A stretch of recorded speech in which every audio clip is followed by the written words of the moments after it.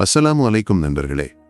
இன்று நாம் ஒரு ஆச்சரியமான தலைப்பை பற்றி பேசப் போகிறோம். சிராத் என்ற பாலத்தை பற்றி.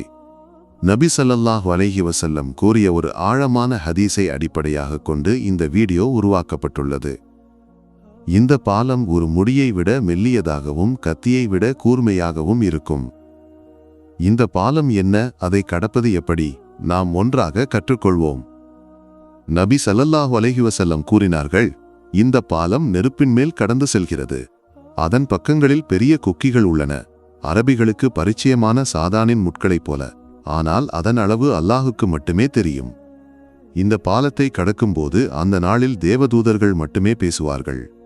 அவர்கள் பிரார்த்தனை செய்வார்கள், அல்லாஹும்ம சல்லிம் அல்லாஹும்ம சல்லிம் ஜிசாஹு, அதாவது, ஓ அல்லாஹ், எங்களை பாதுகாப்பாக வைத்தருள். இந்த பயமுறுத்தும் பாலத்தை கடக்க நம்முடைய செயல்களே நமக்கு உதவும். ஆனால் எந்தெந்த செயல்கள்?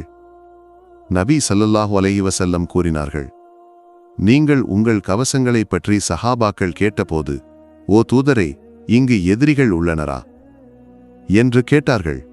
அதற்கு அவர் பதிலளித்தார், இல்லை, அந்த நாளில் நெருப்பிலிருந்து உங்களை காக்கும் கவசங்கள் சுப்ஹானல்லாஹ், அல்ஹம்துலில்லாஹ், லா இலாஹ இல்லல்லாஹ், அல்லாஹு அக்பர் என்ற திக்ருகளாகும்.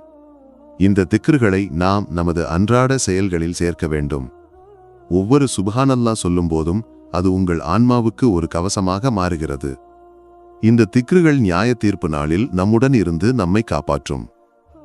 நபி ஸல்லல்லாஹு அலைஹி வஸல்லம் தர்மத்தின் முக்கியத்துவத்தையும் வலியுறுத்தினார்கள்.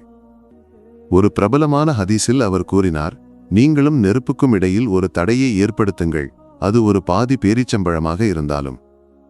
ஒரு சிறிய தர்மம் கூட அந்த நாளில் உங்கள் மீட்புக்கு பெரிய மாற்றத்தை ஏற்படுத்தும். நமது ஒவ்வொரு நற்செயலும் சிறியதாக இருந்தாலும் அந்த பாலத்தை கடக்க உதவும். நண்பர்களே, இந்த உலகில் நாம் செய்யும் ஒவ்வொரு நற்செயலும், திக்ரும் தர்மமும் நமது பயணத்தை எளிதாக்கும். சிராத் பாலம் பயமுறுத்துவதாக இருக்கிறது. ஆனால் நமது நம்பிக்கையும் நற்செயல்களும் நம்மை பாதுகாப்பாக கரையை அடையச் செய்யும். ஆகவே இன்று முதல் நாம் அதிக திக்ருகளை சொல்லுவோம், தர்மம் செய்வோம், நற்செயல்களை சேர்ப்போம். இந்த வீடியோ உங்கள் வாழ்க்கையில் ஏதேனும் மாற்றத்தை ஏற்படுத்தியிருந்தால் இதை உங்கள் அன்புக்குரியவர்களுடன் பகிர்ந்து கொள்ளுங்கள்.